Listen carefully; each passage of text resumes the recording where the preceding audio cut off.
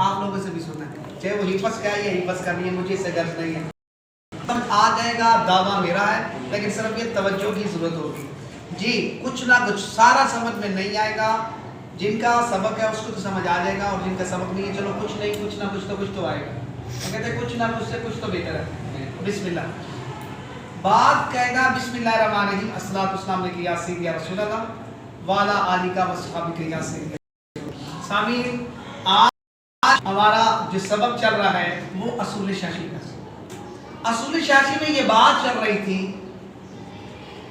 مطلق اور مقید، اصول شاشی میں بات چل رہی ہے مطلق اور مقید کی۔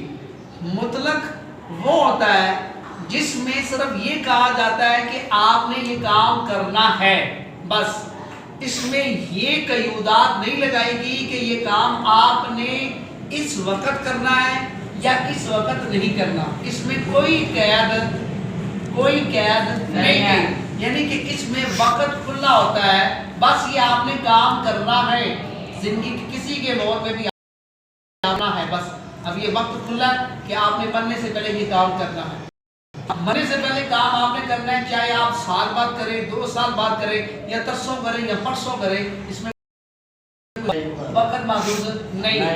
اب اس کی مثال میں نے یہ دی تھی، جس طرح کہا گیا نا کہ اے ایمان والو درود اور سلام بھیجو، درود اور سلام بھیجو۔ اب یہاں پر فرمایا گیا کہ اے ایمان والو درود اور سلام بھیجو، اب یہاں پر حکم کیا ہے؟ درود اور سلام کا، کیا ہے؟ درود اور سلام کا۔ اب اس میں یہ ذکر ہے کہ درود صبح پڑھو یا شام پڑھو یا دوپہر پڑھو، وقت تو نہیں کہا گیا، اس میں صرف یہ کہا گیا درود پڑھو اور سلام پڑھو، یہ تو نہیں کہا گیا کہ کل پڑھنا ہے پرسوں نہیں پڑھنا، یا پرسوں پڑھنا ہے آج چھٹی، یہ کام آج کرنا ہے کل نہیں کرنا، ایسا لفظ تو نہیں ہے، صرف یہ کہا گیا ہے کہ آپ نے یہ کام کرنا ہے۔ اب درود اور سلام کی بات آئی صرف نہیں، اب گویا چاہے وہ صبح پڑھیں یا شام پڑھیں، اس کا اس آیت پر عمل ہوگا، کیونکہ وقت کی قید، وقت مقرر نہیں ہے۔ اگر وقت مقرر ہو جاتا تو پھر وہ مقید ہوتا، پھر وہ کیا؟ مقید، لیکن وقت ٹائم فکس ہے، جس میں ٹائم مقرر ہے وہ مقید ہے، اور جس میں ٹائم مقرر نہیں ہے وہ مطلق ہے۔ سادہ لفظ، جس کے اندر ٹائم مقرر ہے وہ ہے مقید، اور جس میں ٹائم مقرر نہیں ہے وہ ہے مطلق، مطلق۔ آپ نے ادارے میں آنا ہے، یہ ٹائم مقرر ہے، یہ ٹائم مقرر ہے، کیونکہ اس کا ٹائم صبح 8 سے لے کے 12 بجے تک، یہ ٹائم مقرر ہے۔ اب یہ مقید ہے، یہ مقید ہے، اور دوسرا یہ کہ آپ نے آنا ہے، یہاں پر آپ نے مجھ سے ایک بار مل کے جانا ہے۔ اب آپ نے کہا کہ مجھ سے ایک بار مل کے جانا ہے، یہ بھی مطلق ہے، کیوں؟ یہ کل ملنا ہے، پرسوں ملنا ہے، چوتھ ملنا ہے، یہ نہیں کہا۔ اگر یہ کہا جاتا، یہ جملہ کہا جاتا بھئی کل آپ نے مجھ سے ملنے آنا ہے، اب قید لگائی وقت کی کہ کل آنا ہے، اگر کہا جاتا آنا ہے تو مطلق تھا، لیکن کہا کہ کل آنا ہے، اب وہ کیا ہو گیا؟ اب وہ کیا ہو گیا؟ مقید، اب وہ کیا ہو گیا؟ اب وہ مقید ہو گیا، اب وہ بن گیا مقید۔ جی کیا سبق ہوا مطلق مقید؟ جی مطلق وہ ہے جس میں وقت کی قید نہیں، اور مقید وہ ہے جس میں وقت کی قید ہے۔ جی ہاں بھائی، کیا بھی؟ مطلق میں وقت کی قید نہیں ہے، جبکہ مقید میں وقت کی پابندی ہے۔ جی سمپل، مطلق میں وقت کی پابندی نہیں، اور مقید میں وقت کی پابندی ہے، ابھی کرنا ہے، اسی وقت کرنا ہے، مقید، ابھی کرنا ہے، مقید۔ ڈیوٹی پر جانا ہے، کام پہ جانا ہے، دکان کھولنی ہے، وقت مقرر ہے، ڈیوٹی جانا ہے، زید ڈیوٹی پہ جا رہا ہے، تو زید ڈیوٹی پر جو جا رہا ہے وہ مقرر وقت پہ جا رہا ہے، تو زید کیا ہوا؟ مقید، کیونکہ اس کی ٹائمنگ ٹیبل ایک مقرر ہے، اب وہ ہو گیا مقید۔ اب یہ جب باتیں تمیز سمجھ میں آ گئی، اب جو سبق ہے وہ یہ ہے، اب قرآن مجید کی آیت ہے ورکعوا مع الراکعین، रुकू करो रुकू करने वालों के साथ। अब यहाँ पर सिर्फ क्या क्या गया, रुकू करना है, रुकू। अब यहाँ पर सिर्फ ये कहा गया कि रुकू करने वालों के साथ रुकू करो। अब इसमें ये तो नहीं कहा गया किस टाइम, किस वक्त, कब कब कब कब, ये कब जब नहीं है। अगर कब और जब होता तो फिर वो हो जाना था वक्त में, और वक्त जो होता है एक लिमिट में आ जाता है, क्योंकि एक दायरा में आ जाता है ना कि इस टाइम करना है, तो वो एक हदबंदी हो गई है, हदबंदी हो गई है। जैसे कहा कि आप लेट आए हैं, इसका मतलब है मुक़य्यद है, तभी तो लेट आए हैं। अगर आपको कहा गया लेट आए हैं, इसका मतलब मुक़य्यद है वक्त के, तो फिर ये मुक़य्यद हुआ। तो अगर यहाँ पर भी मुतलक आया, अब फरमाया कि जिस तरह तदीले अरकान वाजिब है या नहीं है। तदीले अरकान उस अमल को कहते हैं, रुकू, आपने रुकू के बाद जो सीधे खड़े होना है, रुकू के बाद सीधे खड़े अमल को कहते हैं। आपने कयाम करना है, कयाम के बाद आपने घुटनों पर जो हाथ रखने, उस अमल को कहते हैं रुकू। उस अमल को क्या कहते हैं, रुकू। रुकू के बाद जो सीधा खड़े होना है, उसको क्या कहते हैं, जल्स। उसको क्या कहते हैं, कोमा। उसको क्या कहते हैं, कोमा। उसको क्या कहते हैं, उसको क्या कहते हैं, कोमा। अब एक सजदे के बाद दूसरा, दो सजदे करते हैं ना, पहला एक सजदा किया, फिर दूसरे सजदे के दरमियान बिल्कुल सीधा बैठना है, दूसरे सजदे के दरमियान है बैठना है। अब वो जो बैठना है वो क्या है, जलसा।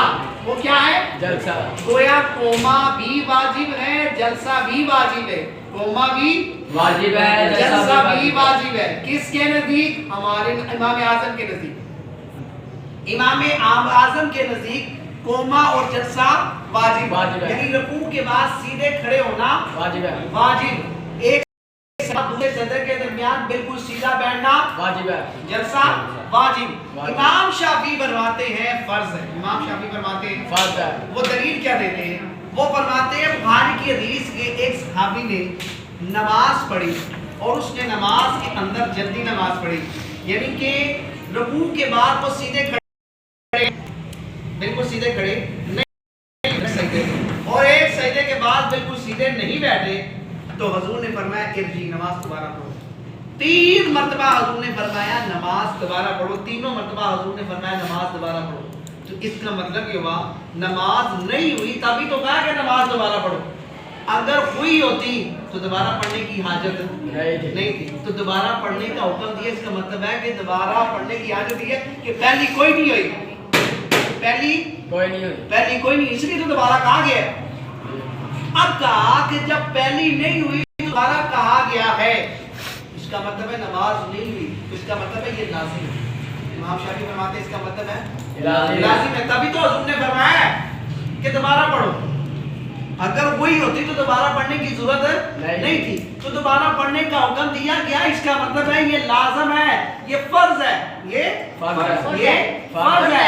तो इमाम शाफी फरमाते फर्ज है, इमाम शाफी फरमाते फर्ज है, और हमने कहा फर्ज नहीं है। अगर फर्ज होता तो फिर ये है मुतलक। यहाँ पर तो सिर्फ कहा गया रुकू करने वालों के साथ रुकू करो, इसमें ये तो नहीं कहा गया कि सीधे खड़े होना भी लाजिम है, जलसा। इसमें कोई कैद नहीं है, कोई कैद नहीं है, कोई कैद नहीं है। जब कैद नहीं है तो फिर कैद नहीं है, फिर इसका मतलब है ये मुतलक है। तो रियाजा तदीले अरकान फर्ज नहीं है, फर्ज नहीं है। फर्ज ना होने की वजह क्योंकि यहाँ पर मुक़य्यद नहीं, यहाँ पर ये तो नहीं कहा गया कि रुकू करने वालों के साथ सीधा खड़े होने के साथ फकामा बिल्कुल सीधे खड़े हो भी। आयत में तो ये नहीं है ना, लफ्ज़ नहीं है ना कि दोनों हाथ छोड़ने भी हैं, ये लफ्ज़ तो नहीं है, बल्कि क्या रुकू करने वालों के साथ रुकू करो, बस। ये तो नहीं कहा कि कोमा करने वालों के साथ कोमा करो, ये तो नहीं कहा नहीं। तो सिर्फ ये कहा कि रुकू करने वालों के साथ, तो लफ्जों के अंदर सिर्फ रुकू का जिक्र है, और रुकू लफ्ज खास। अब इसमें कोई कैद नहीं। तो आप अगर कहें कि तदीले अरकान फर्ज, तो किताबुल्लाह के अंदर जो हुक्म मुतलक है वो मुतलक से मुक़य्यद हो जाता है। تو پھر اب اس کو ہم معمول کریں گے کہ تبدیل ارکان واجب ہے، تبدیل ارکان واجب ہے، اور اگر تبدیل ارکان رہ جائیں تو پھر آخر میں سجدہ سرو کر لے اور سجدہ سرو کرنے کے بعد نماز ہو جائے گی، نماز ادا۔ اب حدیث پر بھی عمل ہو جائے گا، حدیث پر بھی عمل ہو جائے گا، آیت پر بھی عمل ہو جائے گا، حدیث پر بھی عمل ہو جائے گا، آیت پر بھی عمل ہو جائے گا۔ اور اگر اسے فرض قرار دے دیں تو پھر مطلق نہیں رہتا۔ اگر تبدیل ارکان کو فرض قرار دے دے، اگر تبدیل ارکان کو فرض قرار دے دے تو پھر مطلق جو ہوتا ہے وہ مقید بن جاتا ہے، اور مطلق کو مقید کرنا جائز نہیں ہے، مطلق کو مقید کرنا جائز نہیں ہے۔ تو یہی ہے سمجھ آئی؟ آمین، سنائی جاتی مطلق کو مقید کرنا جائز نہیں جی۔ اور تبدیل ارکان کیا ہے؟ تبدیل ارکان جی آگے کتاب اللہ میں ارکان کے ساتھ رکوع کرنے کا حکم دیا گیا ہے، جبکہ حدیث میں امام شافعی اس کا خیال ہے کہ ایک رکوع کے بعد جو قوما اور سجدوں کے درمیان ہوتا ہے وہ انہوں نے فرض قرار دیا ہے۔ اور انہوں نے دلیل کہاں سے دی ہے؟ حدیث بخاری کی حدیث ہے کہ ایک صحابی نے نماز پڑھی اور نماز کے درمیان انہوں نے قوما اور جلسہ نہیں کیا تو حضور نے تینوں مرتبہ فرمایا نماز دوبارہ پڑھو۔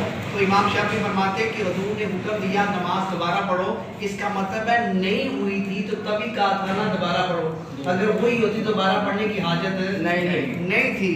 تو اس لیے امام شافعی فرماتے ہیں کہ تبدیل ارکان بھی فرض ہے، یہ دلیل ہے۔ اور ہم نے کہا کہ نہیں، اگر اس کو فرض قرار دے دیں تو پھر آیت مطلق ہے اور مطلق کو مقید کرنا جائز نہیں ہے۔ تو امام اعظم فرماتے ہیں کہ ہم رکوع اس آیت پر بھی عمل کر دیتے ہیں اور حدیث پر بھی عمل کرتے ہیں، تو اس کو ہم فرض قرار دیتے ہیں رکوع کو اور تبدیل ارکان کو واجب قرار دیتے ہیں، کیونکہ وہ خبر ہے، خبر واحد ہے اور یہ کتاب اللہ ہے، تو پھر دونوں پر عمل ہو جائے، اس کو واجب اور اس کو یہ سبق ہے۔ سمجھ آ گئی؟ آپ یہاں پر وائس کریں گے بسم اللہ جی تبدیل ارکان جی بولو رکوع مطلق کو مقید کرنا چاہیے نہیں ہے جی جیسے قرآن مجید میں اگر رکوع کرنے والا کے ساتھ رکوع کرو جی تو اس میں کوئی وقت کی قید نہیں لگائی جی یہ مطلق ہے، جی اور مطلق کو مقید کرنا جائز ہے۔ جی لہٰذا تبدیل ارکان کیا ہوں گے؟ تبدیل ارکان کیا ہوگا؟ یعنی کہ واجب۔ اور امام شافعی کیا فرماتے ہیں؟ فرض ہے، فرض ہے۔ یہ ہے سبب، یہ سبب مکمل ہو گیا۔ ہاں بھی سمجھ آئیے آپ لوگوں کو؟ ہاں بھی نبی سمجھ آئی؟ چلیں آ جائے گی انشاءاللہ۔ اللہ تعالیٰ حضور کے صدقے فضل فرمائے، کرم فرمائے۔ انشاءاللہ اگلے سبق میں آپ سے ملاقات ہوگی سورہ ششی میں۔ صلی اللہ علیہ وسلم۔